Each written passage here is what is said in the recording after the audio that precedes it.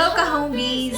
Welcome sa ating ka-homebees Daily Diskarte. Small business owner ka, gising, bukas ng tindahan, benta, bayad ng bills, ulitin ulit bukas, at sa susunod pa. Hanggang sa para ka ng robot, wala ng gana, at wala ng kilig. But quitting? Hindi pwede. May obligasyon pa tayo. Aamin ako, naranasan ko rin yan. Yes, there was a time that I woke up, not excited, pero kailangan talagang gumising.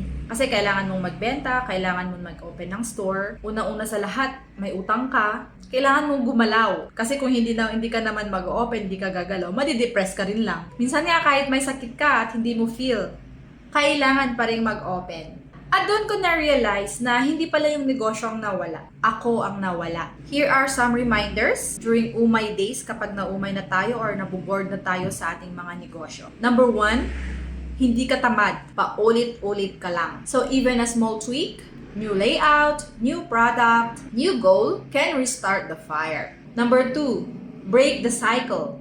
One intentional change awake. Lilipas yung umay mo kapag may bago kang inaabangan every week. Number 3, balikan ang why. Paulit-ulit, no?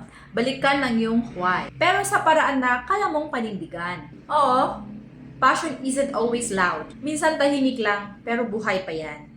So, kung nadidrain ka na, don't worry, hindi ka nag-iisa. But, don't let bills and burnout steal your fire. Sumali sa Ka-Homebees Nation. Dito, hindi ka lang pinupush. Pinaparamdam sa'yo na may saysay pa itong pinagagawa natin. Once again, I'm Marisa Martinez at ito ang iyong Ka-Homebees Daily Diskarte. Hindi motivational quote ang kailangan natin. Kailangan natin talaga ng totoong diskarte. At yan ang gawin natin araw-araw. Execute!